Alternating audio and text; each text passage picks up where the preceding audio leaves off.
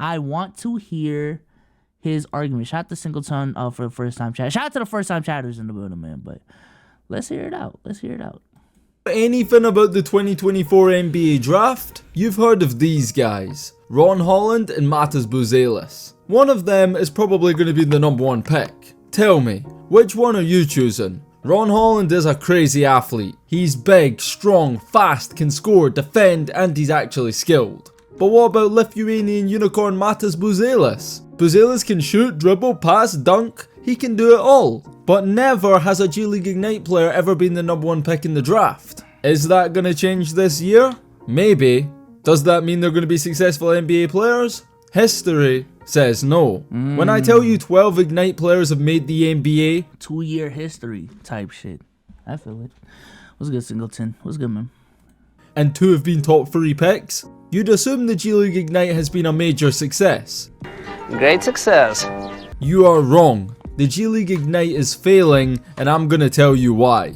But first of all, how did we get here? The NCAA was exploiting student athletes for a century. These top draft picks coming out of high school couldn't go to the NBA till they were 19. And were forced to go play in college for free, risk getting injured, missing out on life-changing wealth, while the NCAA took 100% of the profits from everything. Sadly, there was no logical alternative until in 2017 a madman named LeVar Ball said this ain't right and decided to do something about Big it. LeVar? He created his... I miss the LeVar Ball era, man. God. Can LeVar do some shit to get back in the news cycle, bruh? Like, I miss that man. I miss LeVar Ball, bro. own JBA League, an alternate path that gave high school players an opportunity to make money and hoop before declaring for the draft. I know the JBA League only lasted 1 season, but the blueprint was there, and in 2018, the NBA with all the resources saw what happened, took the idea, ran with it, and did it on a bigger scale. That's how we have G League Ignite.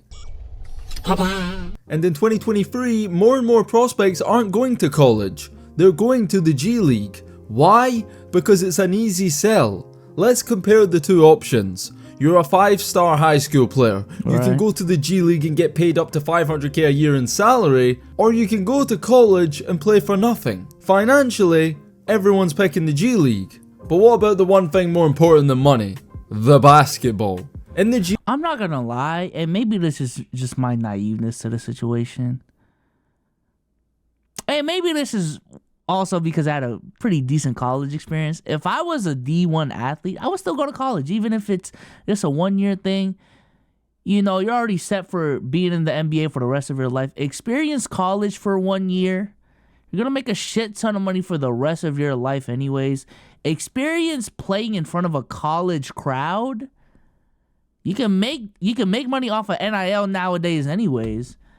And just vibe for a year. Like, I would literally use that 1 year in college as essentially a gap year into the NBA. I would not do the G League Ignite, in my opinion. I wouldn't. Because there's injury risk in all of these, like, in either direction anyways. If there was data to point towards that, going to college would you know, lower your draft stock because there's a higher chance of you getting injured in the college game, that might change my mind. But in terms of, yo, I'm a be a one and done athlete anyways, I would just go to college. G League, you face tougher competition. Everyone's a professional. You have a mix of NBA vets, 2-way rookies, undrafted gems, and pros from overseas. In college, only 1.2% of NCAA D1 players ever make the NBA. The rest can be found all across America, working 9 to 5. I'll go to Kansas, and rumor has it Grady Dick dropped out after the NCAA tourney. Rumor has it. I mean, didn't he declare for the draft? I mean, I guess technically it's dropping now, is it not?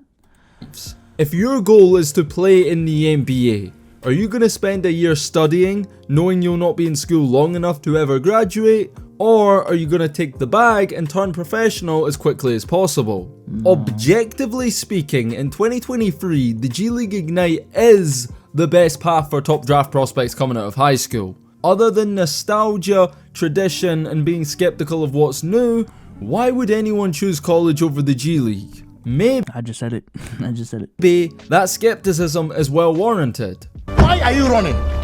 Why are you running? Let's look at every player that chose the G League Ignite over college. The ones that got drafted and the ones that didn't. No, we're not talking about your Norris Coles and Jarrett Jacks. I'm talking about the Shout out to Jarrett Jack, man. That's a name right there. That's a name right there.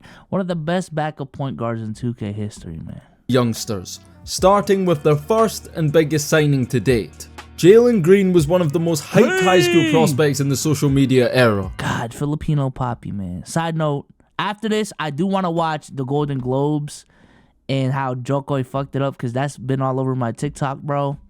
God, man. Talk about a bag fumbler. God damn it, man. He was ESPN's #1 prospect in the 2020 recruiting class. He had offers from all these D1 schools, but instead of going to college, he became the first ever player to sign with G League Ignite. His salary was worth $600,000. Jalen Green averaged 17.9 points, 4.1 rebounds, and 2.8 assists per game in the G League. But was he the #1 pick? No.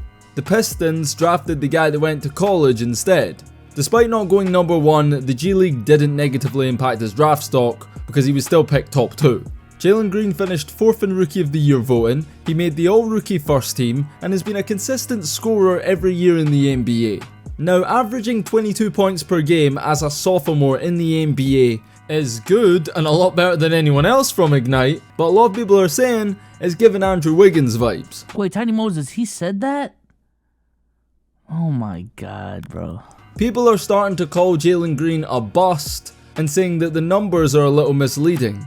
Jalen Green can get buckets and that's about it. He's a bad defender, below average facilitator, and very inconsistent scorer. In other words, an inefficient shot chucker. So this would be my thing. Is Jalen Green's play and how he's playing right now a product of him going to G League Ignite? Or was he gonna be this player regardless of if he went to G League Ignite or went to like Duke or UK or UNC or something? Because if that's the case, I don't think it's fair to put that blame on the G League Ignite. Like correlation does not equal causation type shit.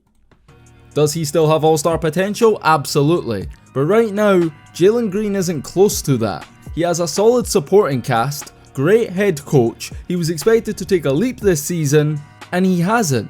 He's pretty much the same Jalen Green from his rookie year, he isn't getting any better, and that's something to be worried about.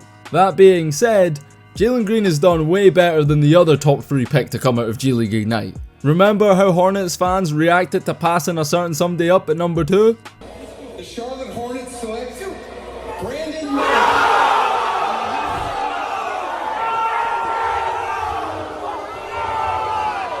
That was crazy, man. God damn. The way everyone was gassing up Scoot going into the draft. There's still time, so maybe long term people weren't bugging. But boy, they made it seem like Brandon Miller was like the Knicks passing up on Steph Curry. Like they made it seem like Brandon Miller was Johnny Flynn. Like, god damn, bro. God damn, man. And I'm never going to forget the conversations Omar was trying to have with Scoot being a generational point guard. And when we brought up names like John Wall, De'Aaron Fox, Derrick Rose, he was on some, man, see, y'all don't watch for real. Y'all don't watch for real. There's a difference. There's a difference. There's never been an NBA ready point guard at this age. Man, let me not, man. Let me not. That's what they said. DKM said this. This is one of those decisions that even those idiots at the Spectrum Center last night will look back on like, wow, we almost passed on this guy for that guy. Lucky we didn't do that. Brandon Miller is doing his thing, only Wemby is ahead of him in Rookie of the Year voting. When you check out the rest of that list, you don't see Scoot Henderson. And that's because Scoot Henderson has had a historically bad start to his NBA career. As a starter, Scoot Henderson averaged these atrocious stats. he shot 8% from the 3-point line. That means if you take 100 3-pointers, you're making less than 10. In his first few games he got injured, was sent back to the G League and lost his starting spot on the Blazers. They drafted this guy out of the G League to replace Damian Lillard, and he ended up back in the G League. Now since returning from injury, Scoot has been slightly better than he was, but that isn't hard because he couldn't get much worse. So far he's averaging these numbers on the season. Every now and then you'll see a decent stat line pop. Virgin for the 100. Omar college takes are almost as bad as his shot making on Hove. College takes. You talking about like educational college takes? Cause I agree with him on that, but Pop up on the timeline. Don't be fooled, a lot of that production is coming in garbage time. I'm not gonna lie, he's even worse than I thought he'd be, and I thought he was the most overrated draft prospect in years. Yes, Scoot Henderson was a top 5 player in high school, so was everybody. He played 2 years at Ignite, made $1 million. He wasn't anything special, just another athletic 6'2 guard that can't shoot the three. How many of those guys are actually successful in the NBA? But that's not all. Scoot isn't a great finisher, he's a good, not great passer, his handle is nothing special, and by the way, even his athleticism is overrated. He isn't some Russell Westbrook, D Rose, Ja Morant type athlete. Anyone that told you Scoot Henderson was a generational talent probably watched him play that one exhibition game against Victor Wembanyama and made their mind up there and then. I couldn't believe the hype around this player. Everyone ignored the fact that Scoot shut it down early in the G League because he'd apparently proven enough, when let's be real, he shut it down that dunk was crazy. To protect his plummeting draft stock because he was stinking it up in the G League. Even now with the way Scoot's playing in Portland, if he wasn't a top 3 pick with a signature shoe, he'd be with the Rip City Remix right now in the G League. Okay, maybe that. I think he's still, with what he's saying, I think he's still being a little too harsh on Scoot, man. Scoot is another one of those 19. It's his first year in the league. He could still turn out to be a generational point guard.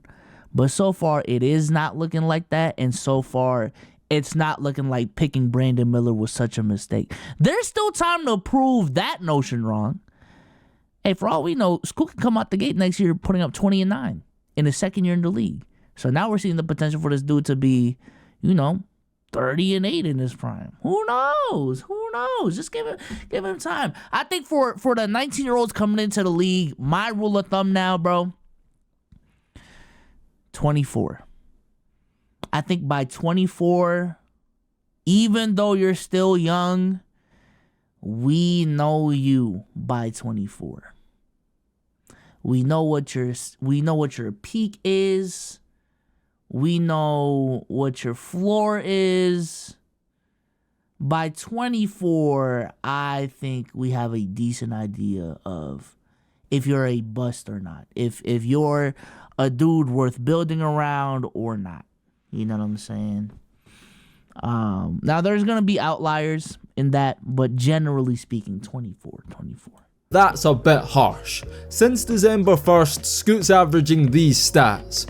While the efficiency still isn't good, it's not historically bad anymore, which is an improvement. But I never said Scoot Henderson was a bad player. I said Scoot Henderson looks like a high school player thrown onto an NBA floor. And who's to blame Yo, shout out to Addy for the 4 months, man. Appreciate you. for that? Probably G League Ignite. Because Scoot and Jalen Green were the top 3 picks. But they weren't the only number 1 high school prospects that went to G League Ignite, because Jonathan Kuminga was the number 1 player in the country before he reclassified. Instead of going to college, he joined G League Ignite, earned $500,000, averaged 15.8 points, 7.2 rebounds, and 2.7 assists. Kuminga started off really strong, then hit a wall and became inconsistent. His athleticism and upside was insane, it still is. But the G League really exposed some of the deficiencies in his game, some of which we still see today, that weren't so obvious in high school. And as the year went on, he began to slip down the draft boards, and fell outside of the top 3. The Golden State Warriors drafted Kuminga with the 7th pick. Bro, I wasn't paying attention during this draft. I think this was this the Wiseman draft? Because I swear to God, that draft, I didn't pay attention to anyone outside of like the top 3. Who was Kuminga supposed to be? What is the player archetype that Kuminga was supposed to be, bro? Cause I never saw it, dog. I never saw it in Kuminga, man. pick. People were calling him the steal of the draft. His rookie season, Kuminga didn't get much opportunity. He was assigned to the Santa Cruz Warriors several times because Golden State were the best team in basketball. They won 18 of their first 20 regular season games, they were in win now mode, and as a result of that, the development of He was supposed to be Jaylen Brown, Paul George Light? Oh my god. Alright, bro. their young players wasn't a priority. Whatever they tried to do paid off. The Golden State Warriors made the finals, beat the Celtics in 6, and became NBA champions again. Jonathan Kuminga was the youngest NBA champion since Darko Milicic, Curry won his first finals MVP, and the Warriors ain't been the same since. A big reason for that is that the next generation of Warriors haven't kicked on as expected. Jordan Poole and James Wiseman are no longer Warriors. Moses Moody is yet to take that next leap, and Jonathan Kuminga, while he has improved recently, for most of his NBA career has looked like a high school player. You look at his numbers from year 1 to 3 and it's the exact same. Guess So for any Warriors fans in the building, I do have a question for y'all. Do you guys think Kuminga's lack of improvement is an opportunity thing, or he just has not improved, period? Therefore, he doesn't deserve more opportunity? Because, you know, at least from the outside looking in, it is looking like Steve Curry's trying to squeeze the lemon out of this big three era that they had with Steph Curry, Draymond, and Clay. And I just don't see Kuminga being in that starting lineup unless he takes like some sort of generational 3-point leap, and Draymond still being there as well. Let's see. Lack of opportunity. Mixture, in my opinion, hard to say. He stinks. Mix of both. He doesn't have a high enough ceiling, in my opinion. I've been watching for the downfall of the Warriors, bro. I love it. Look at this guy. He hasn't been utilizing their offense to improve. Yeah, motherfuckers were gassing up Kuminga in the preseason, man. Like, a lot. I remember Guess that. what? It's just come out that Jonathan Kuminga doesn't want to play for Coach Kerr no more. Their relationship is finished. Everything is falling apart in Golden State. Moses Moody doesn't want to be there either. Expect both of those guys to be traded. So this is what I'm saying, though. Hey, shout out to DKM, but we're looking at Scoot Henderson, who's still just in his rookie season. I think it's too soon to even make any conclusions about the G League Ignite being a failure because of Scoot's rookie season. And we're still not even 40 games in. Or even if we are, we're literally at the 40-game mark. Jonathan Kuminga is looking like it's an opportunity situation. Dyson Daniels is decent. What the fuck? All right, let's keep watching. Real soon. Kuminga has all the potential in the world. He can be an all-NBA defender. He has the skills and attributes to be a good offensive player too. But he just isn't that yet. And if you haven't noticed, this is becoming a recurring theme with these G League Ignite guys. Same can be said for Dyson Daniels, 6'7" point guard, picked 8th in the draft. His case was a little different though. He's Australian, so he never played high school basketball. Still, he signed with G League Ignite and even played against NBA players in the 2022 Rising Stars game. As a prospect, Dyson Daniels was a Swiss Army knife. Tall point guard, can shoot, drive, pass, defend. These type of guards are exactly what NBA teams are looking for right now. For Ignite, Daniels averaged 12 points, 6.1 rebounds, 5.1 assists and 2 steals per thought game. it was decent. He led the Ignite in 2 of those categories. The New Orleans Pelicans chose him with the 8th pick in the draft. Right. Daniels played 59 NBA games last season, averaged 3.8 points, 3.2 rebounds and 2.3 assists. Now I gotta be fair, the stats don't do him justice. Dyson Daniels was impactful his rookie year, and this season he's continued to be a standout perimeter defender, and because of this he's getting more minutes. He's averaging 1.5 steals, but offensively, for a guy that's playing 25 minutes a night, he isn't offering much. 6.9 points, 3.1 assists, 4.6 rebounds. Yeah, he's improved from his rookie year, a bit, but then again, nothing crazy. He's shooting 25% from 3, 40% from the field. I'm not saying he's a bust or a terrible player, but when you draft a guy in the top 10, you're hoping for better production than what Dyson Daniels has produced so far in the NBA. Let me see what Dyson's doing. Hold on, cause I sort of got it was better than that. Hold on. Dyson Daniels. Here we go. Second year in the league, 6 points. I thought he was a better 3-point shooter. Damn. damn. I mean, he's still cool though. He's still cool.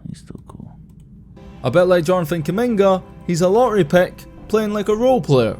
Here's a guy who was a top player in high school, could have went to Duke, could have went to Kentucky, took the bag, joined G League Ignite and fell out of the first round. This player is Jaden Hardy. He was the number 2 ranked player by ESPN, ahead of Paolo Banchero, Jabari Smith and Amoni Bates. So how was he the 37th pick in the draft? With Ignite, Hardy averaged 17.7 points, 4.6 rebounds, 3.2 assists and 1.3 steals per game, which is actually pretty similar to Jalen Green's stats with Ignite. It looks really good until you see the 3.5 turnovers and that he shot 35% from the field and 27% from 3. Hardy was considered a selfish, inefficient volume scorer, and we all know the NBA ain't too high on those guys. Jaden Hardy spent a lot of his rookie season in the G League and with the Texas Legends. He was way better in Texas than he was with Ignite. He averaged 28.8 points per game, similar assists and rebounds,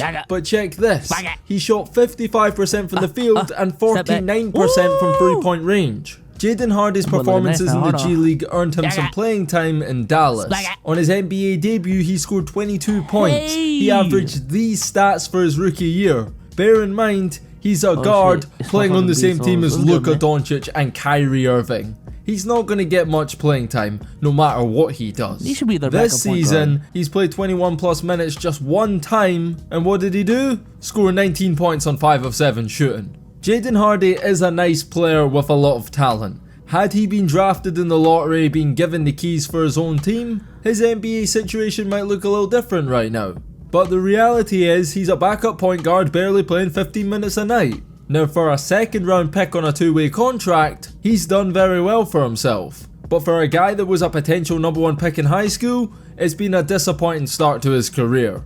Now would his situation have been different had he gone to college instead of Ignite? We can only speculate. Does anyone remember Isaiah Todd? McDonald's All-American high school star with D1 offers from Michigan, Kansas, Kentucky and UNC? He's another that took the bag and went to G League Ignite. And 3 years later, he's still at G League Ignite. I'm not on any draft boards.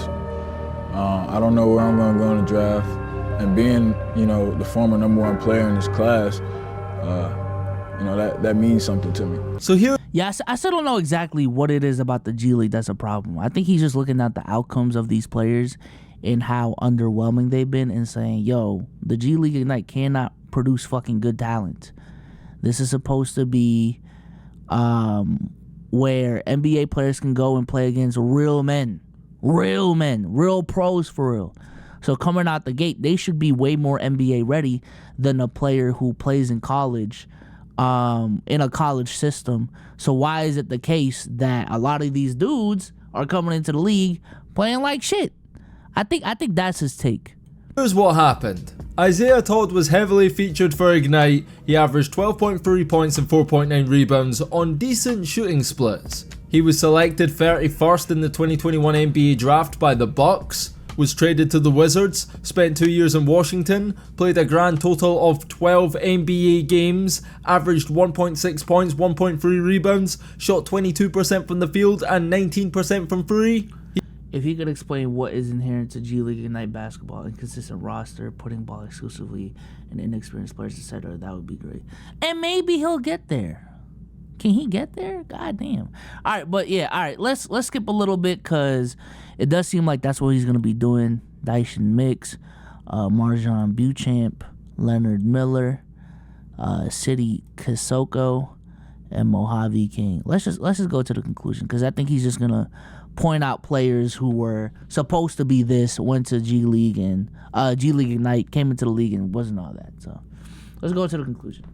He was welcome anywhere except with the Indiana Pacers in the NBA. But let's not forget, the G League Ignite has also taken on several project players over the years, guys with high potential that needed developed. They had Kai Soto, the Filipino star, Not too much. Kai Soto's just ass too. I don't know, man. Wemby before Wemby. He was at Ignite, disappeared, ended up in Australia, and is now back home playing in the Philippines. What? Not too much. Not too much, buddy. Not too much. What about Fan Bojing? He was a nationally ranked high school player, signed with Ignite, now he's back home in China with the Beijing Ducks. Principal Singh was an Indian prodigy from the NBA Academy. He went to Ignite, played 4 games, and where is he now? Back in India! It's time to get serious. We've just gone through every single G League Ignite player that's ever been drafted, and Jalen Green is the only one that is a starter in the NBA. Let me ask you, how many guys on this list were McDonald's All-Americans in high school, joined G League Ignite, destroyed their draft stock, and are still playing in the G League to this day? That is a lot of players though, chat. I will say that. Hey, listen. That is a lot of players. He just needs to descriptively say what it is about the G League Ignite that's making these outcomes happen. But yeah. Hey. To this day! I got an even better question. How many players went to G League Ignite and actually got better? In my opinion, 0. The G League Ignite was supposed to develop and prepare these prospects for the NBA and let them make a little money along the way. It's not working. These G League Ignite players are not ready. Even the best of them that are picked top 10 in the draft, they are struggling in the NBA. Probably because G League Ignite is really just glorified AAU basketball. It's like a showcase that nobody is watching. They are playing in empty arenas, auditioning their skills to NBA scouts. The G League Ignite team isn't playing for wins. Every player on that team is trying to establish themselves as an individual. And by the way, that's not just Ignite. That goes for the whole G League. Tell me who won the G League MVP last season. Tell me what team won the G League Championship. You can't. And that's the problem. Nobody in the G League is trying to be an Andre Ingram. He kind of got a point. He just needed to get there. Come on, video essayist Cardiac. Long videos work, buddy. Alright? You just need to get to that 27 mark. But essentially what he's saying is that inherently with the G League Ignite, everyone is in there to be drafted by the NBA. Like, literally everyone. To be a high lottery pick in the NBA. So when you go into the games, it is more like a showcase so that everyone can increase their draft stock and there's more individualism. While if you go to college, you need to learn how to play in a system. You need to learn how to play in high pressure environments. You need to learn how to, and that's really the main two things. That's really the main two things. In G League, it's a lot of, again, individual play, individualism. And then when you get into the league and you have to adjust to an NBA system, it is not just like playing in G League Ignite, you know? So, I don't know. Like I said, the title only promises him shitting on all the players, not explaining why the G League Ignite. So, does the same thing go for OTE? Hey, shout out to, I'm blanking on my guy's name right now, man. Oh my God. Every single year aside from this year, we've had this really big college basketball fan come on to the pod, and he's essentially our go-to draft expert. He shits on OTE. So, yeah.